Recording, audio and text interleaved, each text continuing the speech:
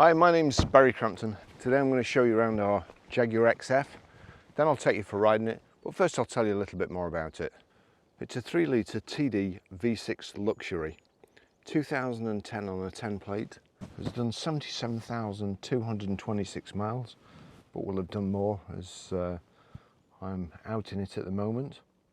Fuel economy, urban 29.7 miles per gallon, extra urban 51.4 miles per gallon, combined is 41.5 miles per gallon, has a 0 to 60 time of 6.7 seconds, a top speed of 149 miles per hour out of a 235 brake horsepower, 6-cylinder 24 valve engine. Road tax, 6 months is £151.25 and 12 months is £275. You could pay 10 times more than we're asking for this car. In fact, if I put you in the driver's seat or the passenger seat and had blindfolded you before you got in, you wouldn't know. It's just a really nice car to drive.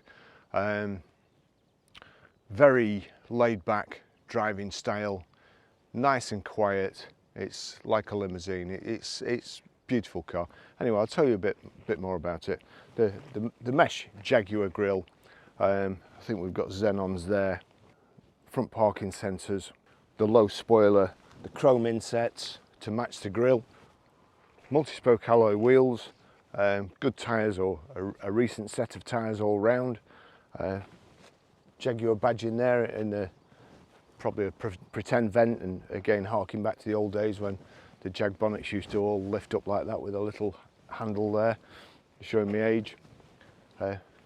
Brushed aluminium trims around the windows, piano black insets on the door pillars.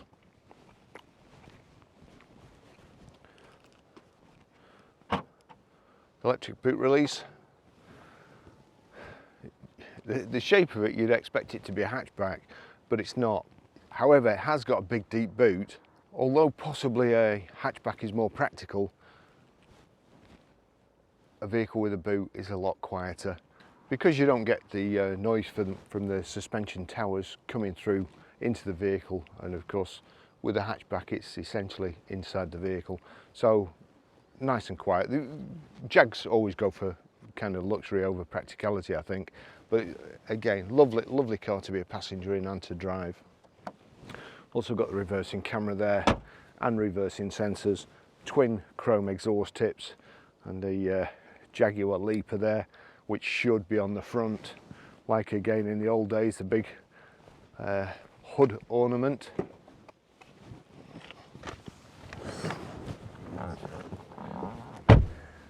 Bit of clever editing there allowed me to have a quick drink of coffee, put this seat forward and put a mat in the back here, a paper mat. Back's lovely, beige carpet, beige interior, great colour combination. The lovely Jaguar wood. Nobody makes interiors like Jaguar. It's nice contrast. What colour? Coffee.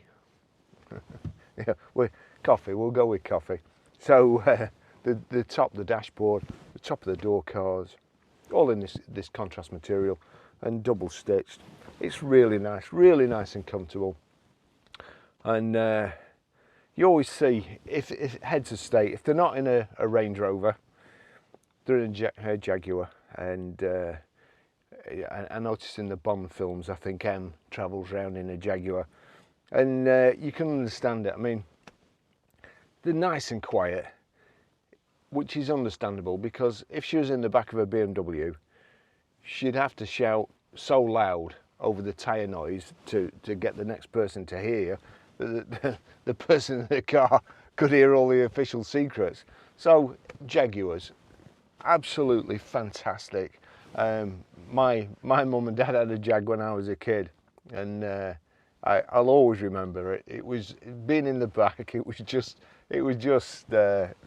heaven. Great memories.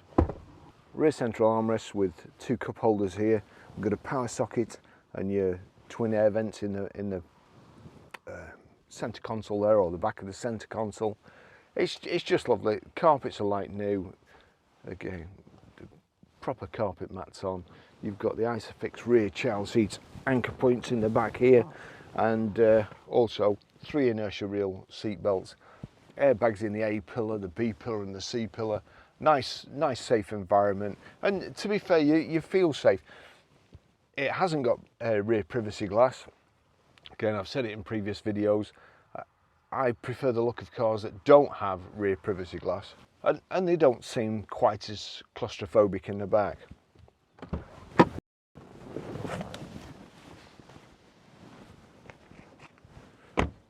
I'll just take you for a ride in it.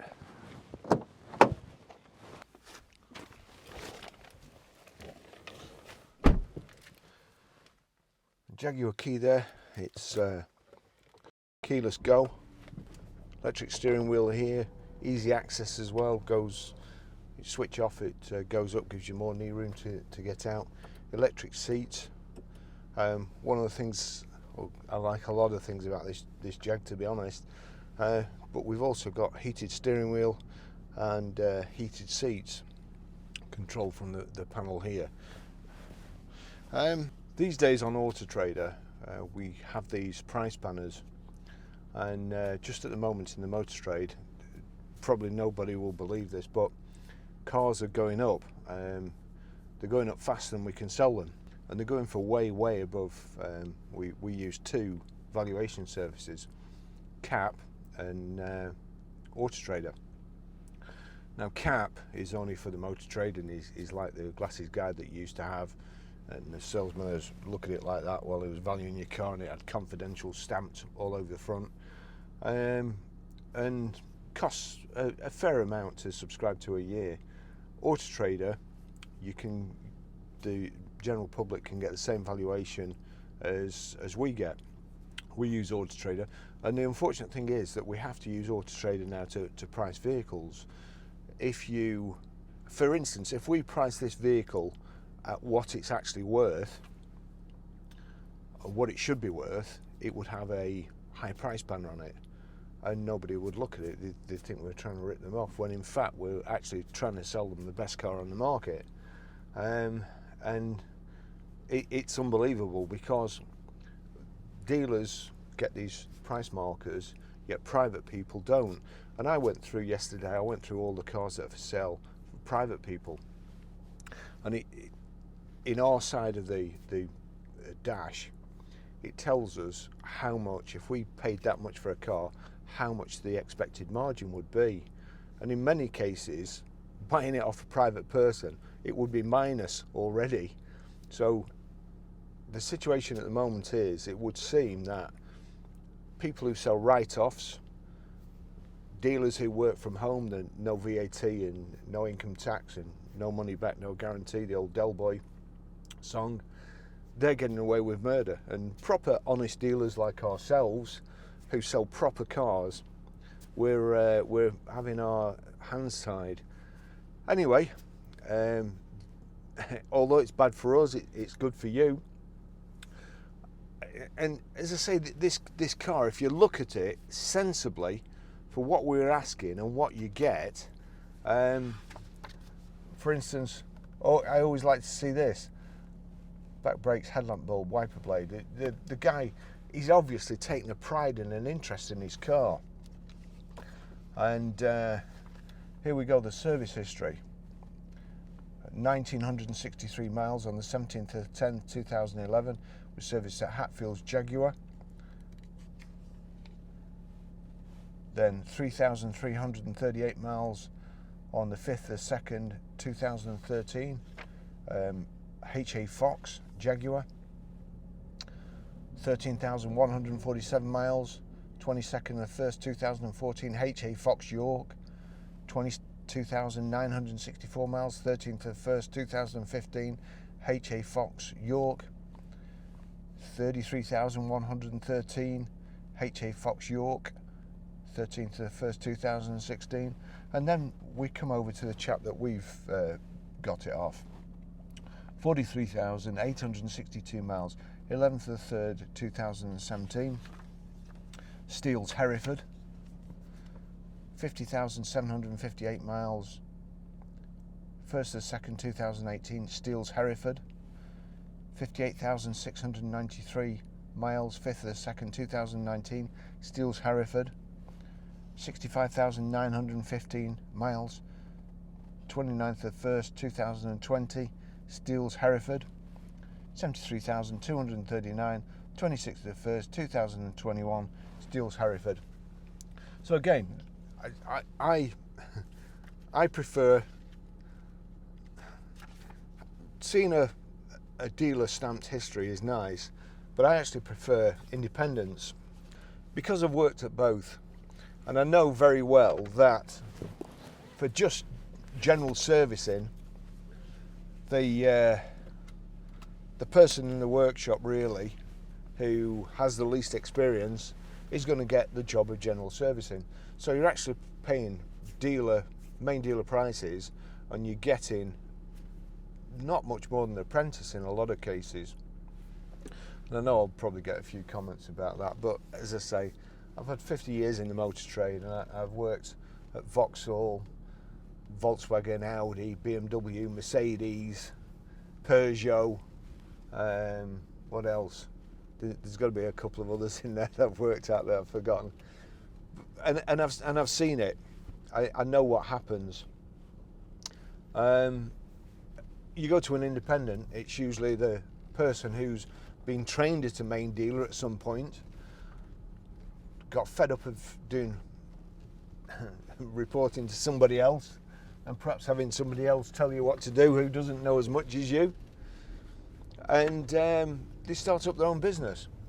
So you get the main man servicing your car, and usually, or hopefully, when you go there, if it's a guy in a brown coat with a pencil behind his ear, you know you're going to get a good job, because they go through it methodically and thoroughly. They don't fly through it because they've got to do a service in an hour and a half. They do the job properly, and it takes as long as it takes. That's it. So I prefer the independent dealers or the independent garages servicing cars, although technically it's not as good. But this car, that full service history, and you also can tell a lot when you're dealing. People who drive Jaguars are nice people. I don't know why. They're usually family people, happily married, well dressed, look after the car, look after the family.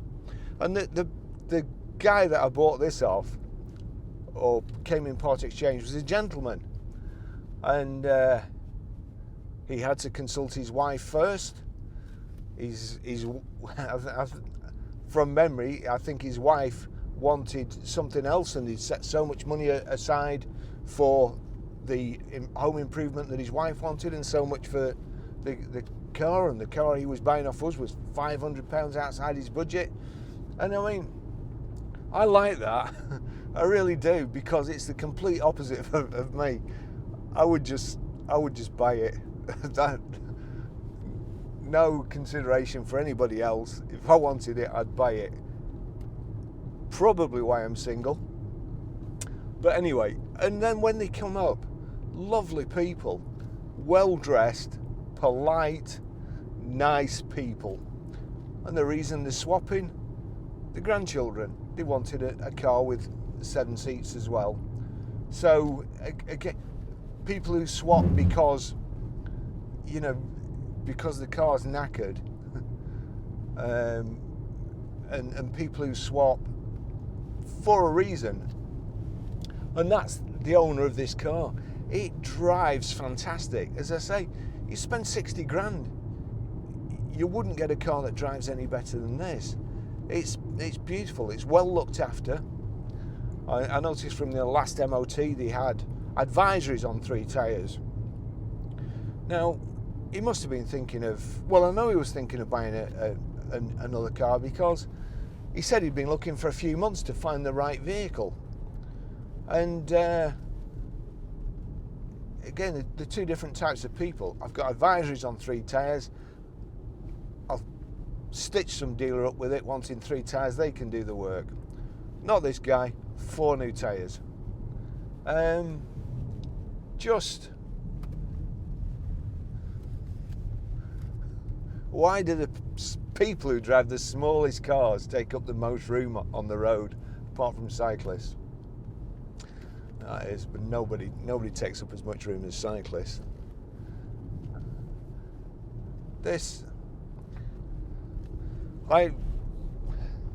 When I came home in it the other day, I get my choice of vehicle to drive that comes in. Obviously, anything on the forecourt that I fancy, I can just go home in.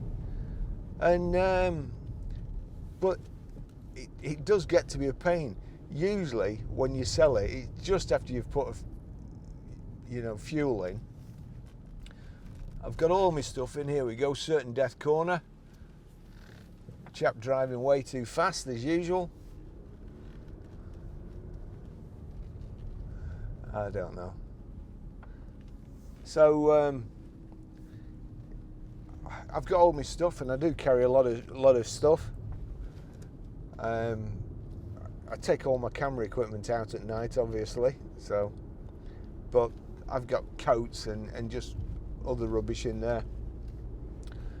And every time I sell a car, changing that over. I've got a registration plate which I've had for years, and I've not had it on a car for probably 15 years now. And I got in this and I thought, why don't I just keep this? It drives as good as you could possibly want. And it's just lovely. It's a great spec, good looking car. Look at that. I'll just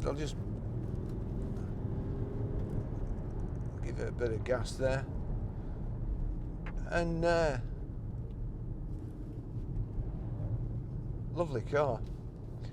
Again, you can tell a lot about the previous owner by the windscreen wipers as well. Windscreen wipers, absolutely perfect. A proper guy. You know, if you drive a Jaguar, Simon Templar, classic example. Although in the first one it was a P1800S, in the second one it was an XJS. If you drive a Jaguar, you're a goodie. If you drive a Range Rover, you could be a goodie or a baddie or a dictator, whatever. Just, you could be whoever it is with a great choice in cars. But if you drive a Jaguar, you're a good person.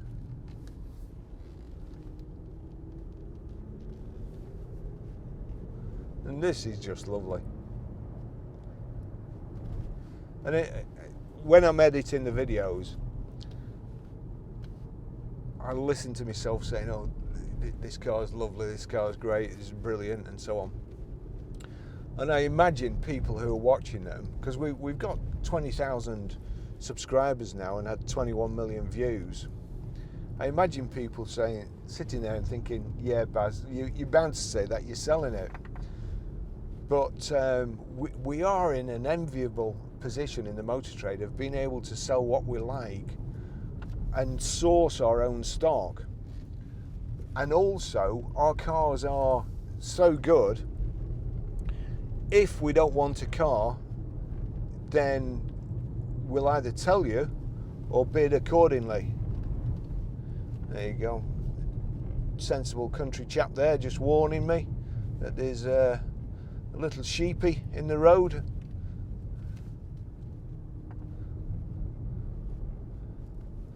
Good use of hazard warning there. Oh yeah, there's a few just on the corner as well. There was some on a bend when I came this morning. They were just round the corner, and this time in the morning people drive very, very fast around here. And there was a couple of them that I didn't really like the look of, and rather than get out of the car and move them, I did a Jeremy Clarkson and sent me drone up to just move them off the road. So hopefully I don't get reported for scaring sheep or anything. It was well intentioned.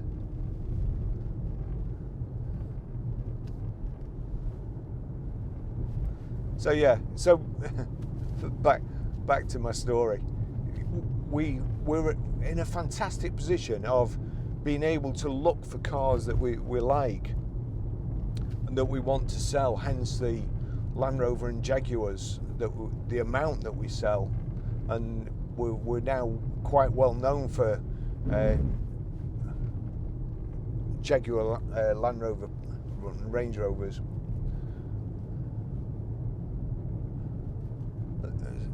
So this car, if you've got a flipping Retmobile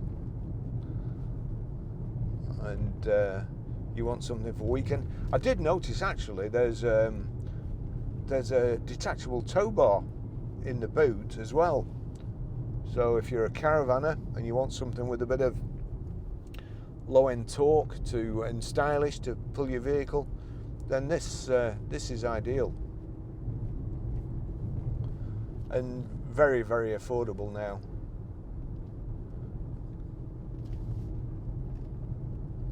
Forget how many stamps there were in the book, but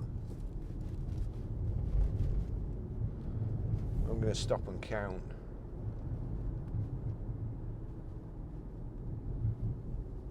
Just going to stop here a second. Try not to rip the sump out. Give people some room. So let's see how many stamps. 1, 2. Goodness me. 1, 2, 3, 4, 5, 6, 7, 8, 9, 10. So 10 stamps. And this will be advertised with all the auction fodder, the people who nip down the auction or buy a vehicle. And it's we're very short of stock, so we've been scouring the Auto Trader ourselves looking for vehicles, and honestly, everybody you phone up,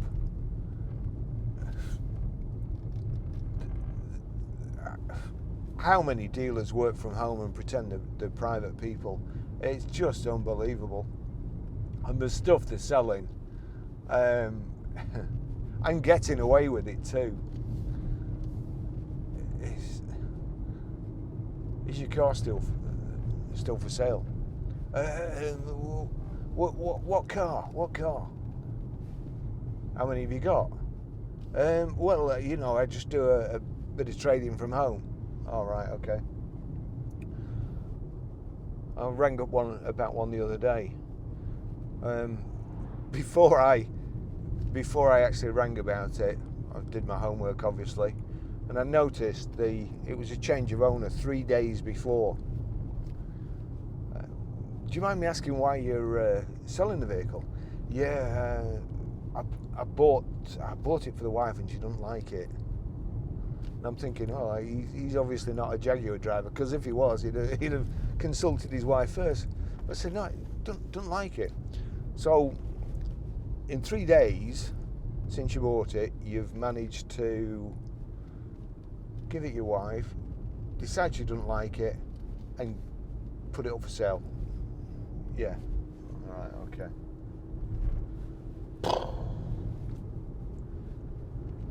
So you have to be careful. And as they're asking, I tell you what, nearly at the end of the drive, I haven't told you about the car yet, really. So there you go, home button. Audio, climate, phone, navigation. We'll just put the navigation on. Being careful around here for sheep and fast drivers. Just got to agree. There we go. Just on a bend. Stupid electric VW. That's a good idea, isn't it? It's the electric charging point is behind the VW badge. So the VW badge is open. The little plug is hanging over their registration plate, so they won't get any speeding fines. There you go. climate control, and the aircon is icy cold, again being looked after.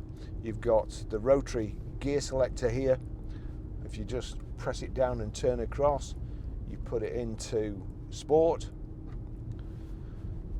Electric handbrake there, and just lovely. Electric windows here, electric door mirrors, there's serrated panels. We'll let this guy go by, give him some room, and I'll have a swig of coffee while we're at it.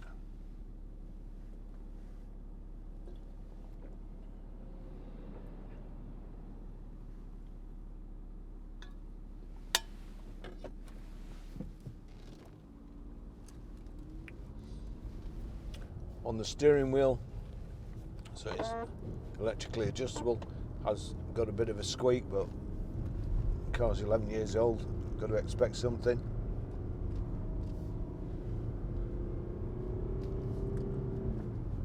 Still thinks it's in manual there. On the right hand side we've got cruise control, Jaguar Land Rover product, very, very simple. I am convinced that when they're designing a new car, the remit is, right lads, imagine you're designing this for the most stupid person in the world who can't use any instruments or electrics. Cruise control, bad place to put it on here, but I've got my foot on the brake so it'll go off straight away. You just turn that wheel up, that's set the cruise control. Your audio controls on the left hand side. It has got Bluetooth hands-free. It hasn't got Bluetooth audio streaming. However, if that's a deal breaker for you, we are affiliates for a product called Panaview, or is it Palaview? Anyway, it's one of those two. And there's a car behind me, but I'll just pull over here, let him go past, and I'll just show you. So although it's not Bluetooth hands-free, in here you've got a power socket, and you've also got an auxiliary. So that's the link flow. Plug it into your cigarette lighter, plug that into the auxiliary socket, and once you've paired your phone, you've then got connected. That's it, and it connects as quick as that. And then I can play. Let's just, right. I'll put a handbrake on. Right, handbrake's on. I'm not doing anything. I've touched my phone. Music. Oh, that's not music. That's Instagram music. Favorite record. When it's not always raining, there'll be days like this. So, 16 quid. So you've got your Bluetooth audio streaming too. There's another one at 49 quid that just has a little kind of remote thing. It's got a microphone in it too, and you can fast forward or click to the next track, which you can't with that. But if you do want to do that, all you do is, if you've got an iPhone or whatever, you just say it, hey, SIRI, next track please, and it'll go on to your next track. So everything can be surmounted. We've got a instrument display.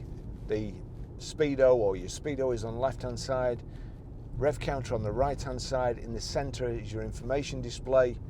That's controlled from the end of the indicator here, and you can just flip average fuel, average speed,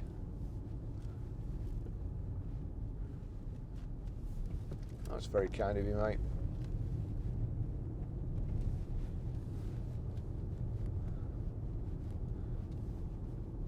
That's how many miles you've done, your range, everything you need. Nothing too fancy, apart from, I mean, the actual dash reminds me of Marineville, on Stingray. Anything can happen in the next half hour. And let's just see. Just stop here. These sound battle stations. And Marineville disappears under the ground. So there you go, the vents, fancy vents. Little things, please. Little minds. Back into drive. Just a pleasant car.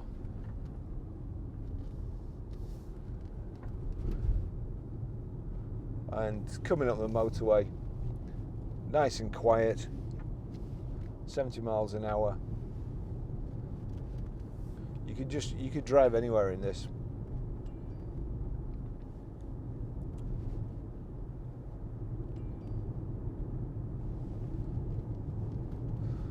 Oh yeah, phone's pinging away there. No doubt they've just found some new strains of COVID. Right, I'm getting pinged and text, and that's my normal stop-off place, but it's flooded. So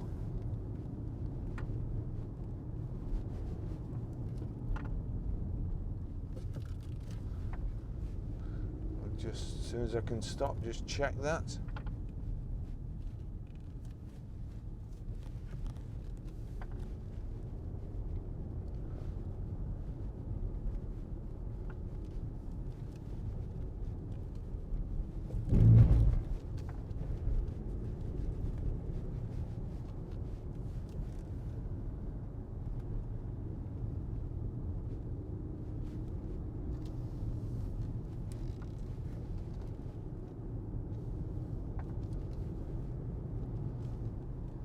Reversing camera, front and rear parking sensors.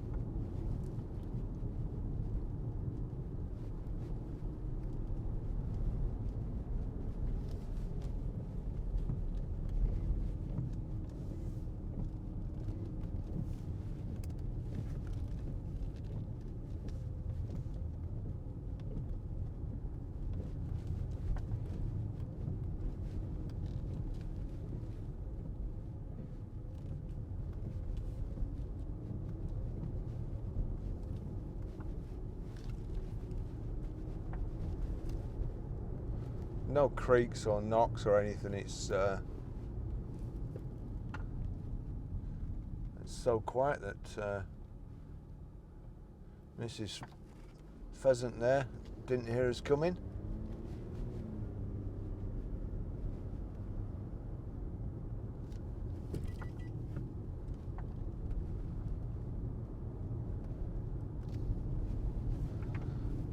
That's it. I'll finish the test drive there. What a great car. Lovely to drive, good looking car, nice colour combination, been well looked after both cosmetically and service and maintenance wise. Just a nice car. Thanks for watching.